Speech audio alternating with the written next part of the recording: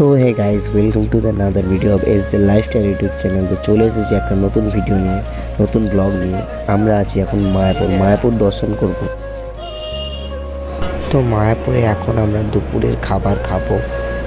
Coupon কেটে এখানে দুপুরে খাওয়া দাওয়া হয়। তো আমরা সেই খাবার খাওয়ার জন্য এসেছি।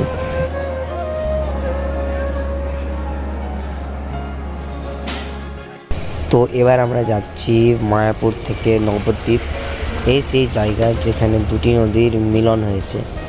যে দুটি নদী মিলেও না মেলা, জলঙ্গি নদীও আমাদের গঙ্গা নদী, মিলেও না মেলা এই নদী, দেখতে পাচ্ছ আমরা। তো এখান থেকে আমরা নবদ্বীপ যাব নৌকায় পার হয়ে। নবদ্বীপে এসে প্রত্যেকটি ধাম তোমাদেরকে দেখাবো। এবার আমরা চলে এসেছি নবদ্বীপের একটি ধামে, শ্রীকৃষ্ণের এই ধাম।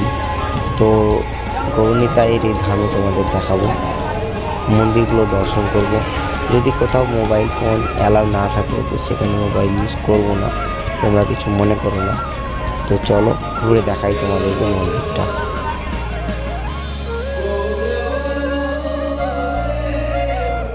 সো আমি এবং আমার বন্ধুরা মন্দিরের ভিতরে প্রবেশ করলাম এবং প্রবেশ করে চারিদিক ঘুরবো আর তোমাদেরকে দেখাবো ঘুরে।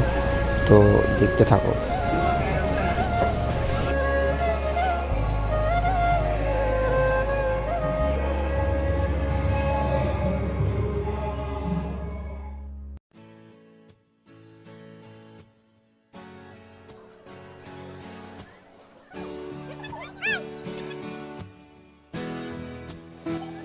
তো বন্ধুরা, এবার আমরা গৌর গোপীনাথজিউ মন্দিরের ভিতরে প্রবেশ করব। এবার তোমাদেরকে দেখাবো ভিতরের দৃশ্য। চলো বন্ধু। তো ভিতরে ঢুকতেই আমরা দেখতে পাচ্ছি কিছু সিন করা রয়েছে এখানে। পাহাড়ের তল দিয়ে গিয়ে আমরা চারিদিকটা ঘুরে দেখব।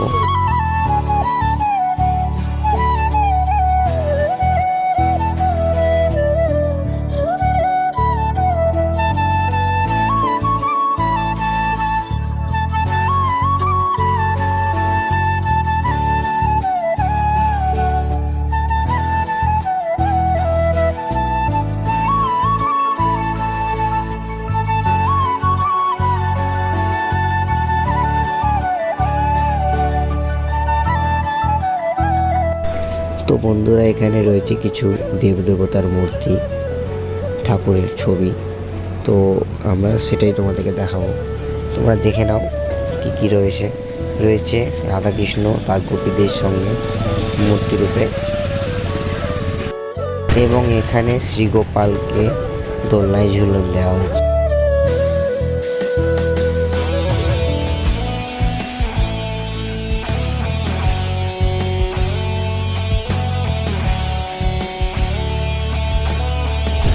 এবার আমরা চলে এসেছি নরহরি ধাম আশ্রম এবং তার ভিতরে আমরা প্রবেশ করছি।